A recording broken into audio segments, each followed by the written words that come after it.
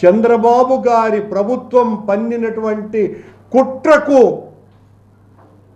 ఈనాడు ఒక అమాయకుడైనటువంటి, ఒక సౌమ్యుడైన, ఒక నిజాయితీపరుడైనటువంటి పోలీసు అధికారి ఆత్మహత్యకు పాల్పడినాడు.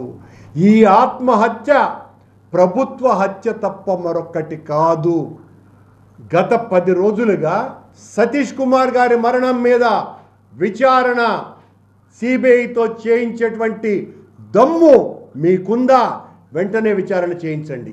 అలాగే ఈ 10 రోజులుగా అక్కడ జరుగుతున్నటువంటి ఈ సిఐడి విచారణ తతంగం మీద కూడా న్యాయమూర్తి గారి ఆదేశాలకు భిన్నంగా నన్ను ఇరికించటానికి ప్రయత్నం చేస్తున్న ఈ విచారణ మీద కూడా సిబిఐ ఎంక్వైరీ వేయాలి.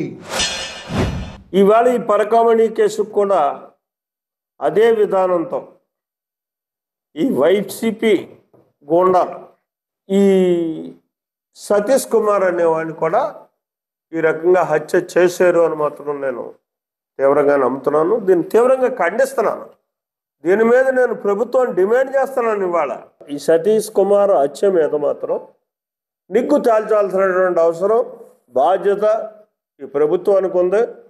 ఖచ్చితంగా ఈ ప్రభుత్వం ఆ రకమైన విధానంతో ఆలోచన చేసి దీన్ని సిట్టింగ్ జడ్జితోటే విచారణ జరిపించి వాస్తవాలని బయటికి తీయాల్సినటువంటి అవసరం. ఇవాళ ఉన్నటువంటి టెక్నాలజీలో వెళ్ళే తప్పించుకోవడానికి వీలుండదు. మనలో చిత్తశుద్ధి ఉండి దీన్ని పరిశీలన చేయగలిగితే మాత్రం ఖచ్చితంగా దొంగలు అందరూ బయటకు వస్తారు. కాబట్టి ఈ హత్య కూడా తాడేపల్లి ప్యాలెస్ వరకు సంబంధం ఉన్నదన్నదే నా నమ్మకం. అక్కడ దాకా కూడా దీన్ని పరిశీలన చేయాల్సినటువంటి, పరిశోధించాల్సినటువంటి, దీన్ని బయట తీయాల్సినటువంటి బాధ్యత మాత్రం ఇవాళ ప్రభుత్వం మీద ఉంది. ఇక్కడ ఎక్కడా మొహమాటానికి పోవాల్సినటువంటి అవసరం లేదు.